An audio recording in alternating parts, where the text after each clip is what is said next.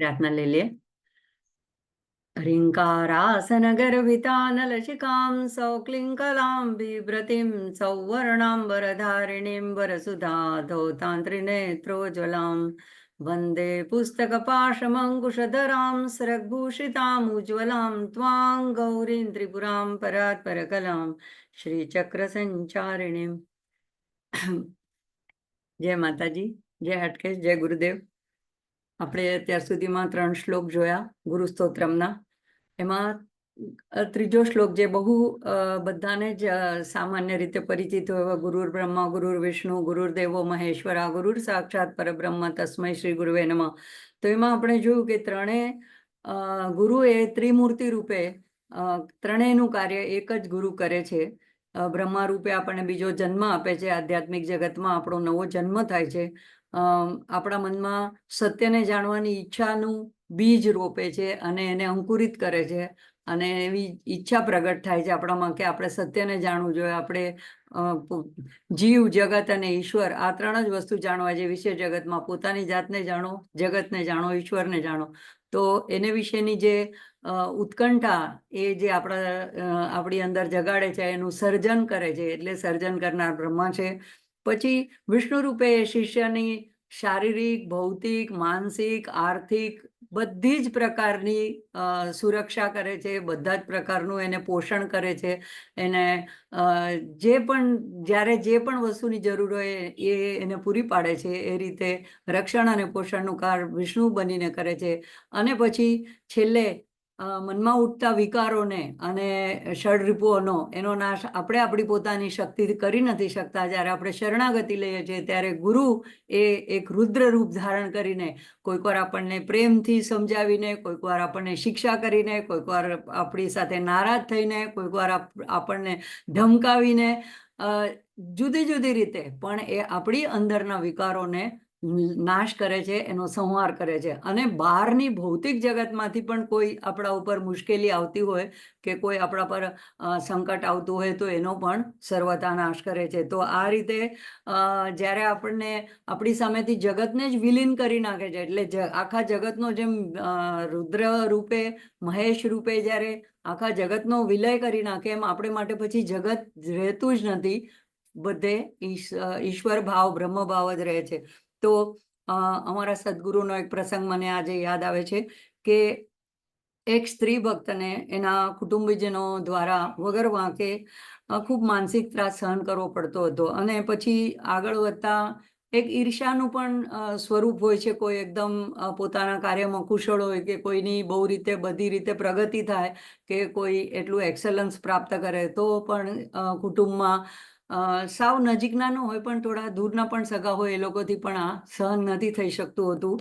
અને એટલે કોઈને કોઈ કારણ કાઢીને એને નીચા પાડવાનો પ્રસંગ શોધી કાઢતા હોય છે. તો એવી રીતે સ્ત્રીની નિંદા કરીને એના પર ખોટા ચોરીના આળ મૂકવામાં આવ્યા. હવે બહુ વ્યથિત થઈ, પણ ગુરુની સમક્ષ આવે ત્યારે એવી ઓછી વાત કરવી એવાના મનમાં નહોતી હોતી. પણ એકવાર જ્યારે ખૂબ વસ્તુ ભરાઈ ગઈ ત્યારે અને ગુરુએ એટલો બધો એના પર પ્રેમ વરસાવ્યો માતૃ રૂપે કે એને એમ લાગ્યું કે આ મારી માં જ છે, તો એની સામે મારું દિલ ઠાલવું, મારું હૃદય ઠાલવું અને હું મારા મનની વ્યથા વ્યક્ત કરું. એટલે એકવાર એણે અનાયાસ એ વાત એના સદગુરુની સામે માંડી. અને ત્યારે સદગુરુએ ફક્ત એટલું, અમારા સદગુરુ બહુ જ ઓછું બોલતા, તો એમ જ કીધું કે એવું કોણ છે સમાજમાં કે જગતમાં કે જેના ઉપર કોઈ વાર કાંઈ મુશ્કેલી જ ના આવી હોય કે કોઈ એને સમાજના લોકોએ કોઈ વાર પીડ્યા ન હોય. તમે નરસિંહ મહેતાનું જુઓ કે તુકારામ મહારાજ જુઓ કે અમારા પોતાના પરમ ગુરુ માઈકલ અભિમા. તો નરસિંહ મહેતા અને માઈકલ અભિમાને તો નાગરી નાતે જ એને નીચા પાડવામાં કે એને હેરાન કરવામાં ક્યાંય બાકી નહોતું રાખ્યું. તો આટલું, તો પછી બસ, તો પછી આગળ વાક્ય પૂરું નહીં. અને જ્યારે આ વાત જ્યારે મેં સાંભળી, સદગુરુએ બધી વાત શાંતિથી સાંભળી, પણ ન આશ્વાસન, ન એમાં પોતાનું મતું માર્યું કે હા આવું તો ચાલ્યા જ કરે, કે કાંઈ નહીં, કોઈ લાંબો ઉપદેશ નહીં, કાંઈ નહીં, બસ આવા એક અડધા દોઢ વાક્ય કીધા અને તો પછી મૌન. તો એનો અર્થ શું છે કે તો પછી જીવનમાં કોને સહન કરવાનું નથી આવ્યું. અને બસ એવું પણ ન કીધું કે આવા દુષ્ટ લોકો તો હોય જ છે, તો એના પ્રત્યે કોઈ દ્વેષની કે વેરની ભાવના કાંઈ જ નહીં, કે તમારા પોતાના જીવનના પોતાના તમારા કાંઈ પાપ કર્મ છે એટલે તમારા ઉપર આવું આવ્યું, એવું પણ નહીં, કાંઈ જ નહીં. તો પછી બસ અડધું વાક્ય. તો મેં પણ આ વાક્ય પર બહુ વિચાર કર્યો અને હા, સાચે જ જો આવા પરમ મહાન ભક્તો, જે લોકો પોતાનું સંપૂર્ણ જીવન ઈશ્વરના ચરણે ધરી દીધું હોય, જો એમની પણ આટલી આકરી કસોટી થતી હોય, જેમ કે નરસિંહ મહેતાની પણ ત્યાંના રાજાએ, જૂનાગઢના રાજાએ કરી હતી, એમ બધાની જ કસોટી સંતોની કરી, અને સંતો એવી કસોટીમાં ખરા સોનાની જેમ તપીને બહાર આવ્યા, એટલે જ એમની વધારે મહત્તા થઈ અને આજે આજ સુધી આપણે એમને યાદ રાખીએ છીએ. તો પછી મને એમ થયું કે તો પછી આપણે વળી એવા કયા મોટા વાડીના મૂળા કે ભાઈ આપણે ઉપર તો કંઈ આવે જ નહીં સંકટ, કે આપણું તો કાંઈ કોઈ નિંદા કરે જ નહીં, અને આપણે એવા કઈ ભક્તિ કરીને મોટા થઈ ગયા છીએ કે આપણે ભગવાનની સામે એવું ફરિયાદ કરીએ કે ત્રાગા કરીએ, જ્યારે આવા સંતોએ કાંઈ સહન ભગવાનની મરજી હરી કરે તેમાં હિત ખાતર એમ કરીને જો એ ચૂપચાપ સહન કર્યું હોય અને એમાંથી પણ એમનો ઉત્કર્ષ જ થયો હોય, તો વળી આપણે શું એવું બધું પકડીને બેઠા રહેવાનું. એટલે ત્યારે બસ આ કાર્ય છે સદગુરુનું, તમારા મનના ક્લેશ, સંતાપ, દુઃખને એક ક્ષણવારમાં હરી લે છે. અને હરી લે છે એટલે કંઈ બહુ મોટું ઉપનિષદનું કે કંઈ બહુ મોટું જ્ઞાન આપી દે કે કંઈ તમને લેક્ચર આપી દે એવું નથી, એ અંદરથી જ તમારા જ્ઞાનની જ્યોતને પ્રગટાવી દે છે. તો આજનો જે શ્લોક છે એ આપણે જોશું.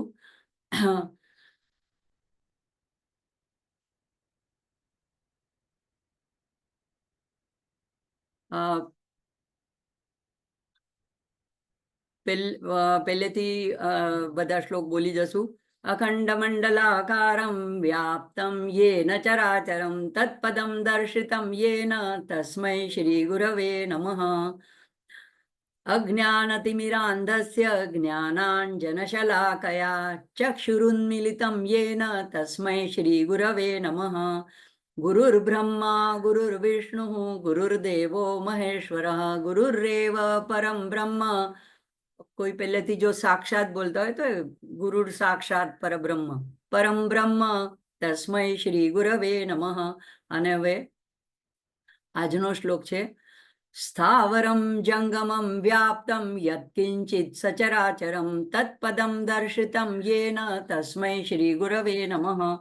તો જે સમસ્ત ચર અને અચર એટલે સચરાચર એટલે સંપૂર્ણ, અને સ્થાવર અને જંગમ, પાછા એ પણ બે કેટેગરી કીધા છે. તો સ્થાવર એટલે એક જગ્યાએ સ્થિત, અને જંગમ એટલે જે હલનચલન કરી શકે, મૂવમેન્ટ કરી શકે, ગતિ કરી શકે, એવા બધા જ પ્રાણીઓમાં કિંચિત કોઈ પણ બાકી નથી રહ્યું, એવા બધામાં વ્યાપ્ત થઈને રહેલા છે. એવા જે તત્વને, એવું જે પદ છે, પરમપદ છે, એવા જે પરબ્રહ્મને, એવા તત્વને જેમણે પ્રગટ કર્યું છે, દર્શિતમ દર્શાવ્યું છે, એવા શ્રી સદગુરુના ચરણોમાં પ્રણામ કરું છું. તો પહેલા શ્લોકમાં હતું અખિલ બ્રહ્માંડની વાત હતી. અખિલ બ્રહ્માંડ એટલે એમાં 14 ભુવન, બધું આખું આકાશ ગંગા કે બધું જ આવી ગયું. હવે અહીંયાથી થોડું આપણી મગજમાં, આપણા ચિંતનમાં આવી શકે એવું અહીંયા કીધું કે ફક્ત સ્થાવર અને જંગમ. એટલે હવે એક જગ્યાએ એને મેં વ્યાખ્યા જોઈ તો સ્થાવર જીવોના પણ 5 ભેદ આપ્યા છે, કે પૃથ્વી કાયિક જીવો એટલે, અને જેટલા પંચ આપણા 4 તો જે આપણા પંચમહાભૂતના 4 ભૂત છે, મુખ્ય તત્વ એના, એટલે પૃથ્વી કાયિક જીવ, જલ કાયિક જીવ, અગ્નિ કાયિક જીવ, વાયુ કાયિક જીવ, અને છેલ્લે વનસ્પતિ કાયિક જીવ. તો પૃથ્વી કાયિક જીવ એટલે પૃથ્વી જેનું શરીર છે, એવી રીતે જલ એટલે જલ જ જેનું શરીર છે, અગ્નિ જેનું શરીર છે, વાયુ જેનું શરીર છે, અથવા તો વનસ્પતિ છેલ્લે 5મું એટલે વનસ્પતિ જ જેનું શરીર છે. તો આવા 5 પ્રકાર એમાં આપેલા છે. એમાં પૃથ્વીકાયિકમાં એમ કીધું છે કે પથ્થર એટલે કે પાષાણ, તો આપણે જોઈએ છીએ કે પહાડ જે છે એને પણ આપણે દૈવી અને ચિન્મય ગણીએ છીએ. જેમ કે કૈલાશ પર્વત છે કે મેરુ પર્વત છે કે હિમાલય છે, તો એને આપણે ચિન્મય ગણીએ છીએ. એને આપણે પવિત્રતાનું, એની અંદર ઈશ્વરનો વાસ છે એનું ચિત્ર રાખીને પણ આપણે એનું ચિંતન, પૂજન અને એને પણ આપણે પ્રણામ કરીએ છીએ. તો એવા પથ્થર, અને એના ઉપરથી મને યાદ આવે છે કે ઉદ્ધવ જ્યારે શ્રી કૃષ્ણ કહેવાથી વ્રજમાં જાય છે અને ગોપીઓને ઘણો યોગ વિશે સમજાવવાની કોશિશ કરે છે. અંતે તો પછી એમનો કૃષ્ણ પ્રેમ જોઈને એ પોતે જ એમનો ઉપદેશ ધારણ કરીને પાછા આવે છે. તો ત્યારે જ્યારે પ્રસંગ બધાને ખબર છે, ભાગવતમાં આવે છે કે એમની ચરણરજને, ગોપીઓની ચરણરજને વંદન કરીને ઉદ્ધવજી શું ઈચ્છા પ્રગટ કરે છે કે આગલા જન્મમાં જો મને બીજો જન્મ મળવાનો હોય તો હું આવા હવે પછીના જન્મમાં ગોપીઓની ચરણરજથી પવિત્ર થયેલી એવી એવા વૃંદાવનમાં હું લતા બનું, ઝાડી બનું, વૃક્ષ બનું, પશુ પંખી કંઈ પણ બનું. તો એવી રીતે અહીંયા જે ત્યાં આવી ટાઈપના જે સ્થાવર એવા પણ જન્મ લેવા પણ તૈયાર થઈ જાય છે કે જો મને કૃષ્ણનું સાનિધ્ય મળતું હોય તો એવી રીતે આપણે જોઈએ છીએ કે અહલ્યાને પણ જે પાષાણ સ્વરૂપ બની ગઈ હતી એને પણ ભગવાને પોતાની ચરણરૂજ એના પર ઉડીને પડી હવાથી. એક જગ્યાએ વર્ણન આવે છે કે ભગવાન મર્યાદા પુરુષોત્તમ હતા, એટલે એમ ન હોય કે પોતાનો ચરણનો સ્પર્શ કરે, પણ ભગવાને પોતાનો ચરણ ઊંચો કર્યો અને હવાની લહેરકી આવીને ભગવાન ઉઘાડા પગે ચાલતા હતા, એના ચરણની રજ ઉડીને એ પથ્થર પર પડી, શિલા ઉપર, અને અહલ્યા એના શ્રાપમાંથી મુક્ત થઈ. તો આ રીતે પૃથ્વીકાયિક જીવની વાત આવે છે. એવી રીતે જલકાયિકમાં બરફ, કરા, ઓસ, તો એ પણ એક પ્રકારના ચિન્મય વસ્તુ છે. તો એ ઓસ બિંદુ પણ જો કાલુ માછલીના મુખમાં પડે છે તો એમાંથી મોતી પ્રગટ થાય છે. એટલે વરસાદનું જે અને કાલે જો હવે આજે 8 તારીખ છે, કાલે 9 તારીખ જો બધાને યાદ રહે તો એક મેં પોસ્ટ પહેલા પણ મૂકી હતી. તો એમાં આર્દ્રા નક્ષત્રમાં આ વરસાદના 4 મહિનામાં દરેક મહિનામાં લગભગ એકવાર આર્દ્રા નક્ષત્ર આવતું હોય છે. ત્યારે જે વરસાદનું ડાયરેક્ટ પાણી જે પડે એને જો તમે એક પાત્રમાં ઝીલી લો અને પછી એને જો તમે દહીં જમાવો, દૂધ થોડુંક નવસેકું કરીને, તો એનું સરસ મજાનું દહીં જામે છે. અને મેં પોતે આ પ્રયોગ ગયા વર્ષે કરી જોયો છે, એટલે હું ખાતરીપૂર્વક કહી શકું છું. અને આની પહેલાના આર્દ્રા નક્ષત્રનું ચૂકી ગઈ ત્યારે મને ખ્યાલ નહોતો આવ્યો, પણ આવતીકાલે જો વરસાદની મહેરબાની થાય, વરસાદ આવે તો મારો કરવાનો વિચાર છે.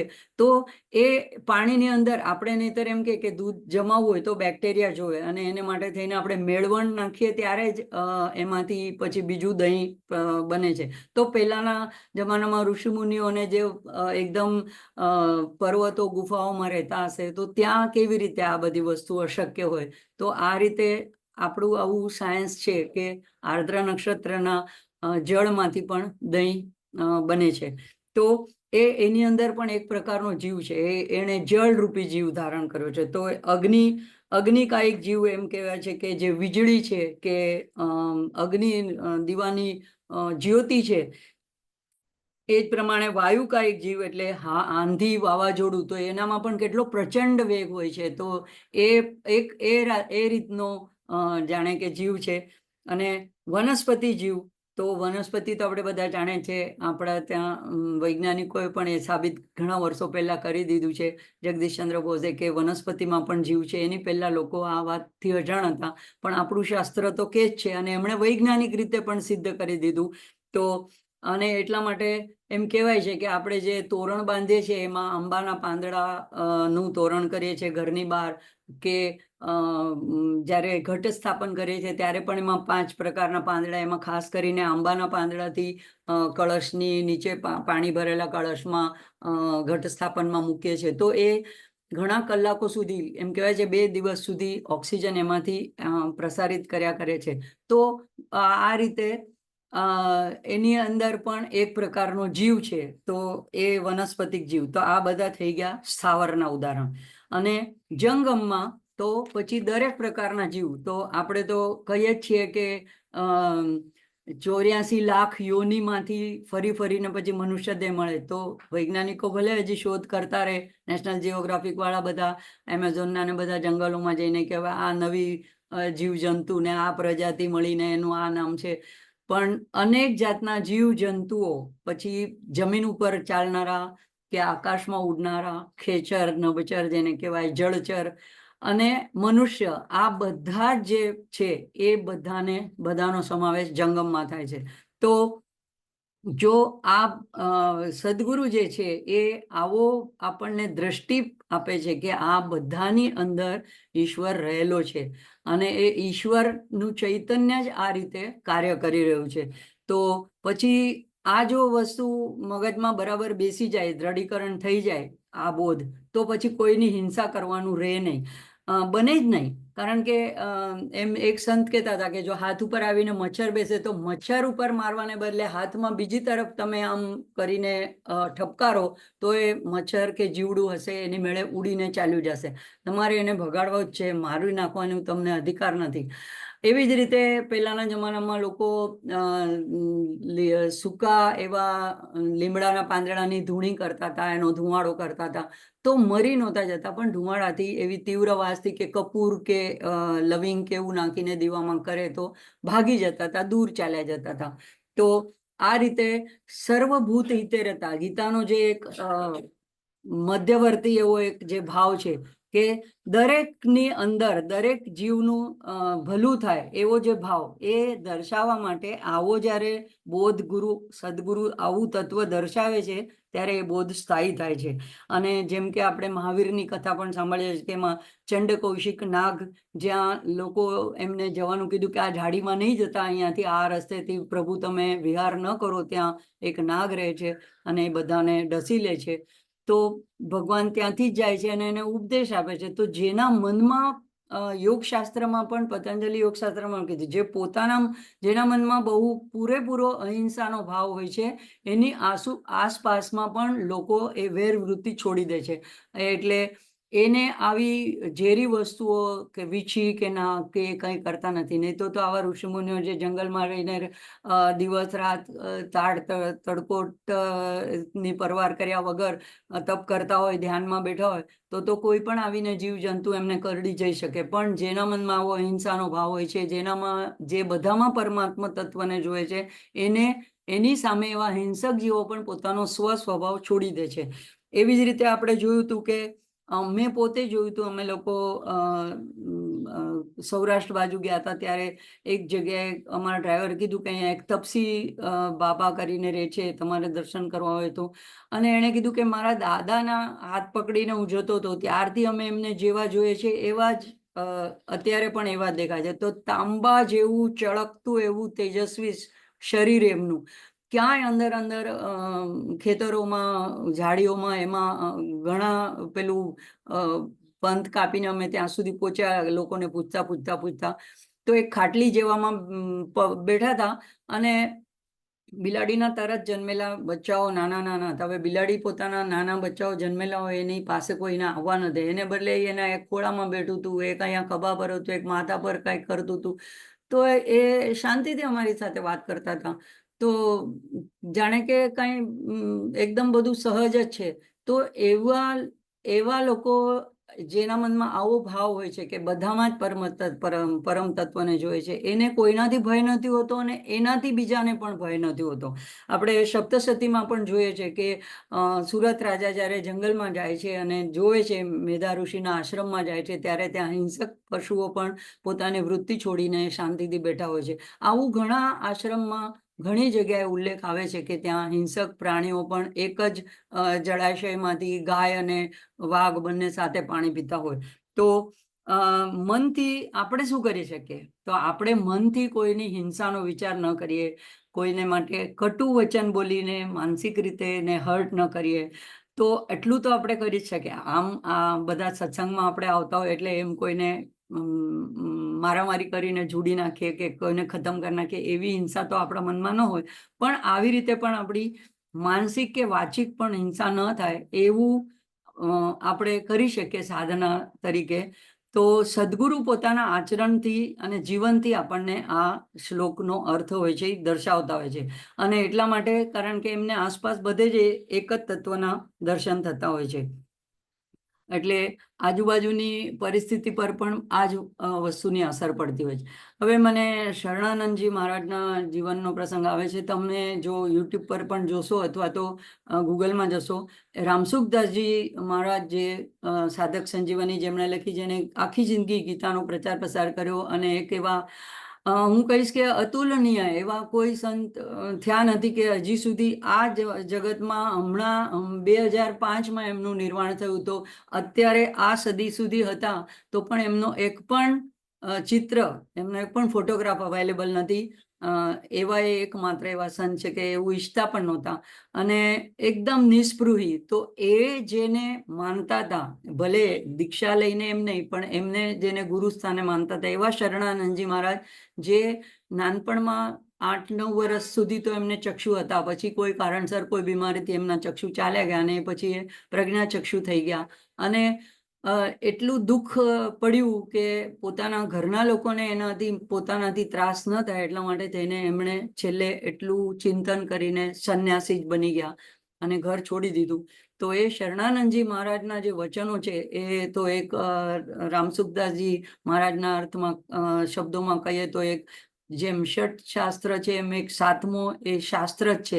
અને આધુનિક સમયમાં આધુનિક ભાષામાં, પરિભાષામાં, હિન્દી ભાષામાં સરળતાથી સંસ્કૃતના શ્લોકો હજી સમજવા, શાસ્ત્રો સમજવા આગ્રહ પડે, પણ એમના જે વિડીયો છે અને એમના જે વચનો છે એ ખૂબ જ માર્મિક છે, અને ખૂબ મને એનાથી ઘણો ફાયદો થયો છે. તો એમને દીક્ષા આપતા, કોઈ એમની પાસે આવે તો એ કઈ દીક્ષા આપતા હતા, એ 5 વાક્ય બોલે, પેલો સામે જે બેઠો હોય સાંભળે અને કે બસ જાઓ, થઈ ગઈ તમારી દીક્ષા. શું? તો મેરા કુછ નહીં હે, એટલે કે મારું આ જગતમાં કાંઈ નથી, મુझे कुछ नहीं चाहिए, મને કોઈ વસ્તુની અપેક્ષા નથી, કારણ કે હું પોતે જ પરિપૂર્ણ છું. ઓર પ્રભુ મેરે અપને, જગતને તમે અપના કરો તો પણ એ ગમે ત્યારે સાથ છોડીને જવાના, એટલે પ્રભુ મેરે અપને, ઓર સબ કુછ જેટલું કઈ દેખાય છે એ સબ પ્રભુ કા હૈ, ઓર ઉन्हीं का પ્રેમ મેરા જીવન હૈ. બસ આટલા 5 વાક્ય બોલે એટલે કે જાઓ, હો ગઈ દીક્ષા. તો એમની કરુણા અને પ્રેમ એવો હતો, જે કહું છું ને, સદગુરુ બધી રીતે રક્ષણ કરે. હવે મૂંગો જીવ એક વખત એમના આશ્રમની બહાર એક જોયું કે સાંજના વખતે એક કૂતરી વિયાયેલી હતી, એનો ખૂબ રડવાનો અવાજ આવતો હતો. એમણે એ તો પ્રજ્ઞાચક્ષુ હતા, એમણે અવાજ સાંભળીને ત્યાં કોઈ હતું એમને પૂછ્યું એક બેનને કે ભાઈ આ કેમ રડી રહી છે કૂતરી? તો કે સ્વામીજી, કોઈ એનું તરત જન્મેલું જે નાનું બચ્ચું, નાના કૂતરાના બચ્ચા બહુ જ સરસ હોય છે, ગટોળ મટોળ, આમ જોવા ગમે એવા, તો કોઈક ઉઠાવીને લઈ ગયું છે અને એટલે એના વિરહમાં એ રોઈ રહી છે. હવે સ્વામીજીથી આ સહન ન થયું, તો એણે આખી રાત જાગતા રહ્યા અને પ્રભુને પ્રાર્થના કરતા રહ્યા કે આ તો મોહની પીડાથી પીડિત છે, પણ એની તમે પીડા દૂર કરો. હે હરિ, પીડ હરો હરિ, પીડ હરો હરિ. બસ આ એક મંત્રનો જાપ એમણે આખી રાત એ પેલી પુત્રીના પીડા દૂર કરવા માટે કર્યો, અને પ્રભુને કાલાવાલા કર્યા. અને એક જેને કહેવાય કે આશ્ચર્યની વાત, કે જે વ્યક્તિ લઈ ગઈ હશે એ સવારમાં આવીને ત્યાં એ બચ્ચું કૂતરીની પાસે મૂકી ગયું, અને કૂતરી શાંત થઈ ગઈ, એને ચાટવા લાગી. તો આવી રીતે એ મનુષ્યના જ નહીં, પશુ પંખી પ્રાણી દરેકના દુઃખ દર્દ જોઈને કરુણામય થઈને એના દર્દ દૂર કરે છે, કારણ કે એને કોઈનામાં ભેદ જ નથી લાગતો, એને બધા જ પ્રભુના જ અંશ દેખાય છે. એવા જ એકવાર એ ગંગા તટ ઉપર એકલા બેઠા હતા. એમની વાત એટલા માટે કરું છું કારણ કે આપણે ગુરુ સ્તોત્ર કરી રહ્યા છીએ, અને ગુરુ તત્વ શું છે અને કેવી રીતે આવા પહોંચેલા ગુરુઓ પોતાનામાં એ ગુરુ તત્વ આત્મસાત કરે છે.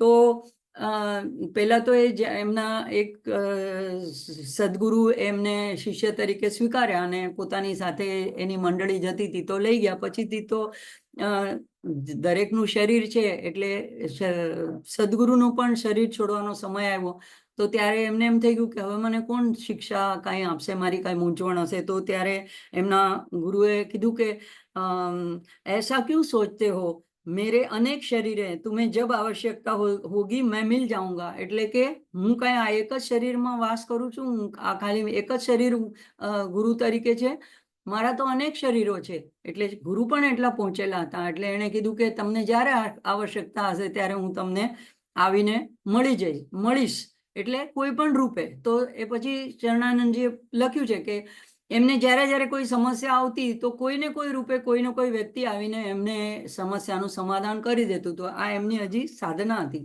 તો એકવાર એવી રીતે એકલા ગંગાજીના તટ ઉપર બેઠા હતા અને કોઈ મગજમાં સમસ્યા એટલી ઘેરી ચાલતી હતી, ત્યારે વિચાર આવે છે કે હવે આવું થાય ત્યારે એને એના સદગુરુની યાદ આવે કે બહુ યાદ આવે સદગુરુની.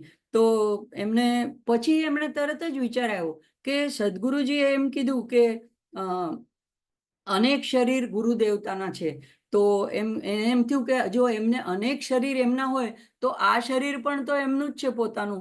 તો એમને કોઈ પણ શરીરના માધ્યમથી મને સમાધાન કરવું હોય અને મને મદદ કરવી હોય, માર્ગ દેખાડવો હોય, તો આ શરીર દ્વારા પણ એ દેખાડી જ શકે છે. એમના માટે શું અશક્ય છે? બસ આવો વિચાર હજી એમના મનમાં આવ્યો જ, આવતાની ઘડીએ જ એમની મનમાં જે ઉલઝન હતી, જે સમસ્યા હતી, એ ધીમે ધીમે કરીને સોલ્વ થઈ ગઈ. એટલે તે પછીથી તો એવું જ થઈ ગયું કે એણે ગુરુ તત્વને પોતાની અંદર જ વિદ્યમાન છે એવું જાણીને બહારના ગુરુની એને આવશ્યકતા ન રહી. અને કોઈને પણ એમ જ કહેતા હતા કે બહારના કોઈ વ્યક્તિને તમે પૂજો કે એની પૂજા કરો એ એટલું મહત્વનું નથી, અંદર જ તમારો ગુરુ અંદર જ છે. તો એમનું એક જ વાક્યમાં એકવાર એક જુવાન વ્યક્તિ જાય છે અને એમના ફાધર પહેલેથી એના ડિવોટી હતા, એટલે એના દીકરાને લઈને જાય છે. હવે દીકરો થોડો આધુનિક વિચારનો હતો અને ત્યારે શરણાનંદજીનો પણ જવાનો ટાઈમ આવી ગયો હતો. એ બીમાર ખાટલામાં સૂતા હતા અને ત્યારે પેલો આવીને કહે છે કે મારા પિતાજી કીધું એટલે હું તમારી પાસે આવ્યો છું, પણ મને લાંબી કોઈ તમે સાધના કે ઉપદેશ નહીં આપતા, મને જે કહેવું એ એક વાક્યમાં કહી દો, એટલું જ હું સાંભળવા આવ્યો છું. તો એમણે કીધું કે જાની હુઈ બુરાઈ કો છોડ દો. બસ જે વસ્તુને તમે જાણો છો કે આ બુરાઈ છે, આ ખોટું છે, એને તમે છોડી દો.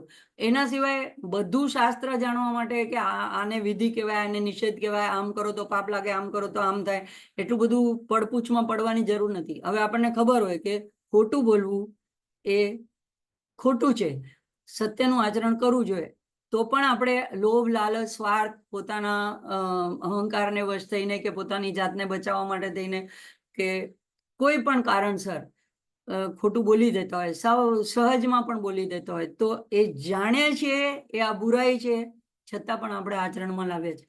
તો એટલે એમનો ખાલી બોધ એક વાક્યમાં એટલો જ હતો કે જાન્યું એ બુરાઈ કો છોડ દો. તો અને જ્યારે એમણે આવું જાણી લીધું કે મારો ગુરુ મારી અંદર જ છે, હવે મને બહાર ગોતવાની જરૂર નથી, ત્યારે એમને પ્રજ્ઞાચક્ષુ હોવા છતાં અંદર બહાર એકદમ આનંદ પરમાનંદ એમના પુલકિત થઈ ગયા, છવાઈ ગયો. અને હંમેશા દુઃખની મહિમા ગાતા હતા અને કહેતા હતા, કારણ કે એમને એકદમ વિચક્ષણ એવા બુદ્ધિશાળી એવા એ વિદ્યાર્થી હતા અને શાળામાં પણ એમનું એવું નામ હતું. લાંબે ચાલીને બીજે ગામ એ સ્કૂલમાં જતા હતા. તો એવા વ્યક્તિને જ્યારે એકદમ બ્લાઇન્ડનેસ આવી જાય, અંધ થઈ જાય અને એને આગળનું ભણતર જ અટકી જાય, તો એને કેટલી પીડા થઈ હશે. તો એટલે એમણે કહ્યું છે કે દુઃખથી જ મને બધું પ્રાપ્ત થયું છે. જ્યારે જ્યારે દુઃખની મહિમા પર વિચાર કરું છું ત્યારે એવું લાગે છે કે પ્રિય દુઃખ, એ પોતાના દુઃખને પણ પ્રિય કે પ્રિય દુઃખે જ મને દુઃખહારીની સાથે મેળાપ કરાવી દીધો છે. તો દુઃખના પ્રભાવે મને સુખની ગુલામી, દાસતાથી મુક્ત કર્યો છે.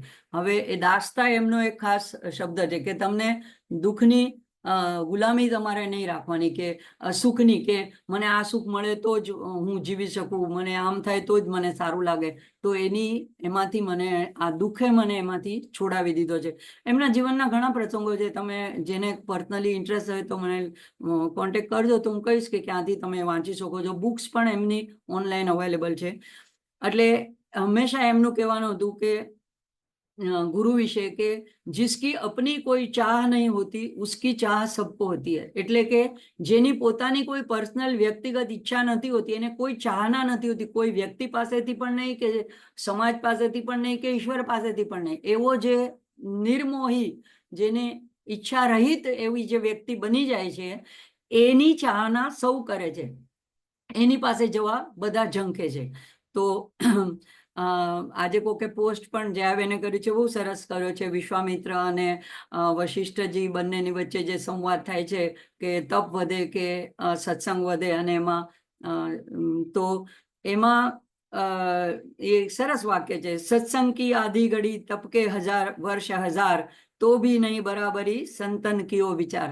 અને તુલસીદાસજી પણ સત્સંગનો મહિમા ગાય છે. તો એવો સત્સંગ સંત કૃપાથી સદગુરુના સાનિધ્યમાં પ્રાપ્ત થાય છે, અને એવા સદગુરુ આપણને આવો બોધ કરાવે છે. એવાને અહીંયા એવું જે પદ દર્શાવનાર છે એને અહીંયા નમન કર્યું છે. તો આજે આપણે અહીંયા રોકાશું અને આનું પઠન લઈ લેશું.